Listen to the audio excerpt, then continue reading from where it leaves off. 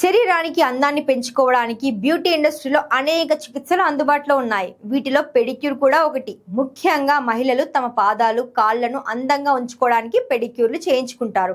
Fish pedicure ప్రస్తుత కాలంలో చాలా ప్రాచుర్యం పొందింది.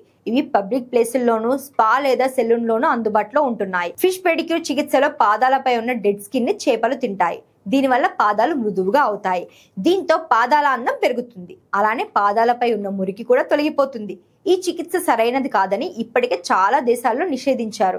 కానీ భారతదేశంలో మాత్రం ఏ షాపింగ్ మాల్ కు వెళ్ళినా ఈ పెడిక్యూర్ చికిత్సలు కనిపిస్తుంటాయి. ఫిష్ పెడిక్యూర్ చికిత్స కోసం ముందుగా పాదాలపై ఉండే డెడ్ స్కిన్ ని తొలగించాలి.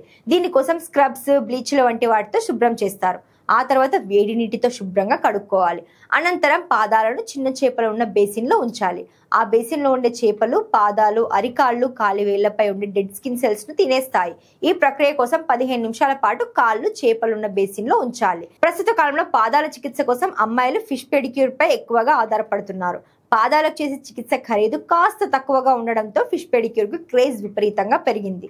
చాలా మంది మహిళలు ఈ చికిత్స చేయించుకోవడానికి ఆసక్తి చూపుతున్నారు. ఫిష్ పెడిక్యూర్ చేయించుకోవడం వల్ల కొన్ని అనారోగ్య సమస్యలు తలెత్తుతాయి. కొన్ని సందర్భాల్లో చేపలు మంచి చర్మాన్ని కూడా తినే ప్రమాదం ఉంది. చేపలు పాదాలపై గాయాలు కూడా చేస్తాయి. దీని కారణంగా రక్తస్రావం జరుగుతుంది. ఫిష్ పెడిక్యూర్ వల్ల జూనోటిక్ వ్యాధులు వ్యాపించే ప్రమాదం ఉందని నిపుణులు హెచ్చరిస్తున్నారు. అంతేకాకుండా డయాబెటీస్ ఉన్న వారిలో ఈ సమస్య తీవ్రమయ్యే ప్రమాదం ఉంది. ఈ ప్రమాదాన్ని గుర్తించిన పలు దేశాలు సైతం ఫిష్ పెడిక్యూర్ ను నిషేధించాయి. ఈ చికిత్స మొదట టర్కీలో ప్రజాదరణ పొందింది. ఫిష్ పెడిక్యూర్ కోసం ఉపయోగించే గుర్రా రూఫా అనే చేపలను వినియోగిస్తారు. ఈ చేపలు చనిపోయిన చేపలను తింటుంది. ఈ గుర్రా రూఫా చేపలకు ఆహారం ఇవ్వకపోతే ఆకలితో అవి బేసిన్ లో పెట్టిన మనిషి పాదాల చర్మాన్ని తింటాయి. దీనివల్ల ప్రమాదకరమైన ఇన్ఫెక్షన్లు సోకుతాయి.